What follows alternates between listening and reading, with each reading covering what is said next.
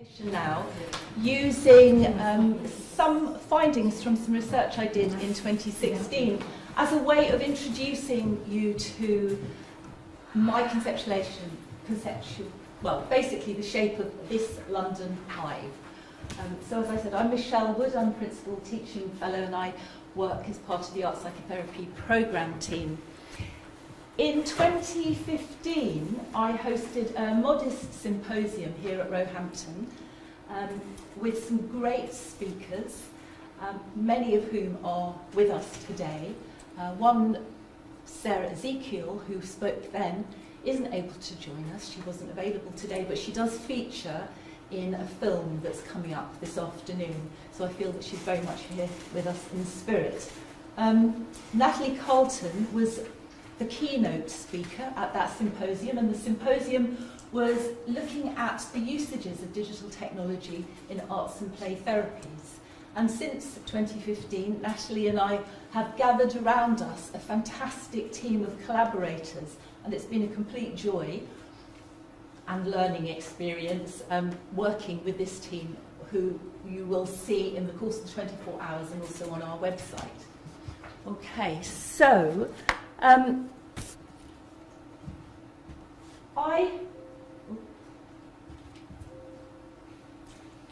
you saw me practice this a minute ago and it moved on. So, there we are, yeah. So, what's been driving my interest in the use of technology is its normalisation within our everyday lives. And as you can see, almost all adults in the UK have internet access, and we use it to look at our personal computers, we're looking at tablets, we have smartphones and wearable devices. We use it for education, shopping, banking, and our health and social care. It's becoming a universal embedded feature of what it means to be a 21st century person. It's opened up a 24/7 culture of constant connectivity and instant access to an infinite amount of information. And certainly a report on the attitudes and usages of digital tech media in Britain found that most adults valued the internet as a way of maintaining their personal relationships, although they recognised its disruptive impact on face-to-face communication. So I think as arts psychotherapists, this is important for us to know.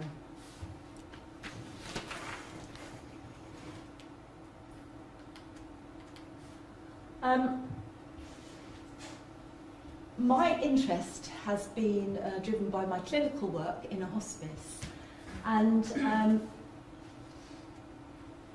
in 2015 I did a Winston Churchill Fellowship to really find out what was happening in other parts of the world. At the same time, the British Association of Art Therapists were producing the digital media guidelines, which Emma Douglas, who's with us today, led. And in our 2016 AGM, we were focusing on social media. So as a profession, the idea of technology was moving from sort of something of fringe interest to being much more mainstream. And so I decided to find out what my peers were doing. And I did an online survey, which built on the survey conducted by Penelope Orr in America. So it was delivered through Qualtrics and it was publicised, and it had a very sort of modest response rate, which is typical for surveys. We had 96 respondents, and I analysed it using descriptive statistics and thematic analysis. So what I want to do now is to use some of those findings to shape the presentations that you're going to be hearing. And I'll also come back to some of the details of my survey, and you can ask me more. So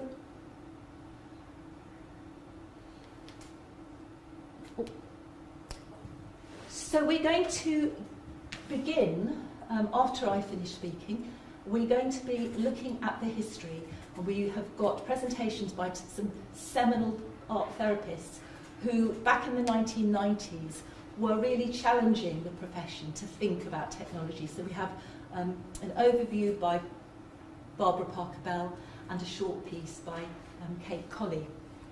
There are 5 other aspects that today's Hive, I hope, will bring to the fore. Number 1, technology can connect people who are at distance. So that comes under the heading of telehealth, and we have 3 presentations addressing that. So Kate Colley's back in the 1990s, then we have some art therapists in Wales, a researcher in Scotland, and we have somebody proposing a new platform to take us forward. So we've got a sense of the telehealth environment as a place in which we can step into. The second thing is looking at what technology can do to facilitate communication and engagement when the therapist and the patient are in the same space. And so we will have Vicky Camin's presentation and Andy Ridley's presentation, both in hospice environments, which is very nice for me because that's my area of interest, showing us something about what it means to be using technology to engage. Thirdly, we'll be looking at technology outside of therapy spaces with 2 presenters. One will be Leon Ancliffe's work with VR, and he'll be helping us to think about and challenge the notion that digital is disembodying. He'll be helping us to look at how VR can promote empathy and embodiment. And then Charles Miller, who'll be talking about the kind of biographical meaning making that can happen when you look back at your own stores and what it's like to work with elders. So we've got 2 presenters outside the therapy space helping us as practitioners kind of think about the ways in which technology is changing our sense of being in the world. And the next theme that I want us to pull out is to do with the barriers to implementation.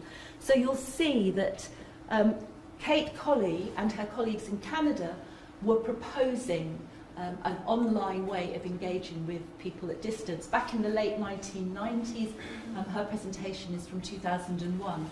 And we think here we are, 18 years later, we've got people proposing something very similar, because actually what's making it difficult to implement?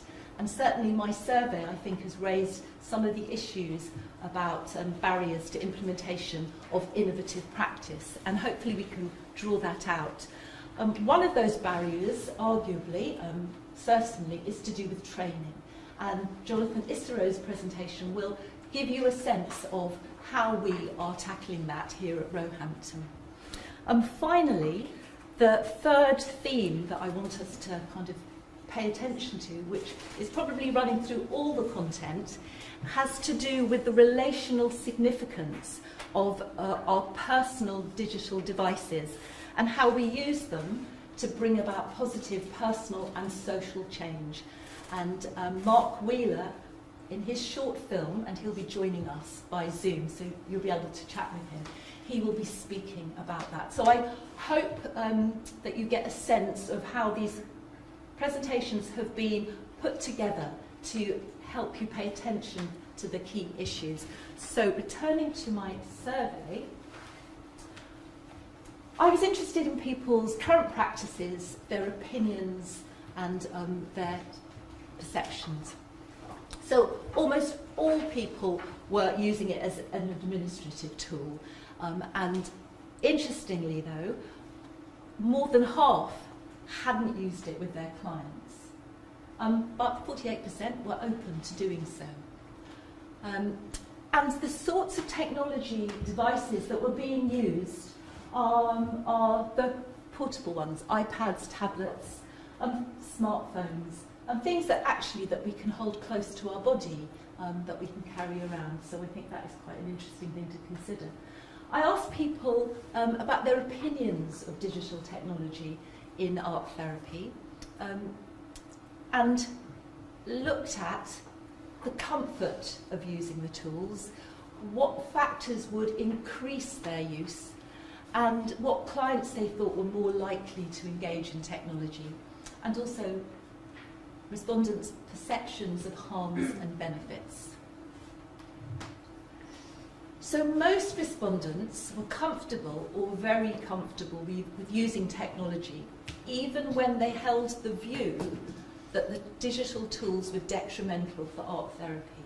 So that is quite an interesting dissonance. And participants' own comfort or discomfort didn't influence their use with their clients. So I think that's something that we can kind of unpack. The factors that were most likely to increase digital devices in art therapy were these four, fell into these four areas. Resourcing. A couple of quotes. Better broadband speed and mobile phone signal. A system that could cope with uploading imagery. So here we're up against the kind of illusion of seamlessness that technology holds out to us. And certainly in pulling together our 24-hour symposium, we hit barriers of broadband connectivity, and we can see, just even in our attempt to talk with Vivara, that kind of delay that can jar, that might put people off wanting to use that as a medium of connection. The second factor that needed to be addressed in order to increase the use is to do with training, and people felt they wanted to know specifically how they could use it therapeutically. So for today, we have these facilitated sessions, Discuss, Move, Make, where you will have a chance to put on a VR headset, see what it's like, play with some of the apps, find out about some apps that are used for mental health, so you can begin to and talk to each other. The third factor is driven, if it's driven by the client or it's clearly useful therapeutically, people were prepared to consider using technology, and particularly around physical disability. So if you think about technology as opening up I like to think of it a little bit like a justice issue. It's about increasing accessibility, giving people who might be disadvantaged or disabled the same access to our services. And then the final factor that seemed to be important to our recipients was to do with professional recognition. If it carried some status with it, if you know, our parent organisations said that this is valuable, then people would feel more confident about stepping into the digital world. And the client groups that people thought were most likely to engage were inevitably children and young people, clients with communication and physical difficulties and emotional issues, and people who were familiar with the technology. And possibly some respondents felt that the environment and participants' gender might be influencing it. And I think you'll see in some of the presentations this afternoon how that gets played out. So a quick heads up on harms and benefits. People felt that it undermined therapeutic boundaries, it reinforced avoidance, distraction and dissociation, and it was really limiting. If you're asking somebody to make a piece of art on something that's this size and covered in glass, it's never going to be as good as ink, paint, mess that can be this size. The benefits, though, are it's a way into the client's social reality, something that's familiar to their culture. It's a bridge to connection. And if it facilitates therapeutic goals, then we've got to go for it. And it can be helpful to those clients with an aversion to materials or who have limited motor skills. And certainly if you are able to hang around and stay on for the LA Hive, we've got some interesting presentations of work done with people with learning disabilities as examples of that, and elsewhere. So I'm coming to my conclusion, and I think it's true to say that technology is changing the way we think about and deliver psychological support. We have a digital strategy in this country, in the UK, and particularly in England, whereby it's been seen as a good thing to devolve responsibility for health and social care to the individual themselves. And the digital strategy is something that I think we could be making more of as art therapists. But that brings with it the challenge of workforce literacy, and as you'll hear through all the other presentations, and certainly if you read the literature, there is a gap between clients and practitioners' confidence and digital literacy that is not only in our profession but more generally, and certainly again there is a lot of attention being paid to the education and training of the workforce. So I wanted to just flash before the UK audience eyes, but it might be interesting to our global audience to see that we have an NHS Digital department. It's the National Information and Technology Partner to the health and social care system, and it has these very well-defined aims. And importantly, it has a statutory duty to use all the information that it's gathering to achieve better outcomes for health and social care. And I know this is one of the edges that art psychotherapists have pushed against, being forced to give up outcome measures, data that describes and the sort of metrics around our work, because really it's 2D and we work in 3D. But there's something about us recognising that actually we need to shape and inform these metrics, because NHS Digital is making good sense of them.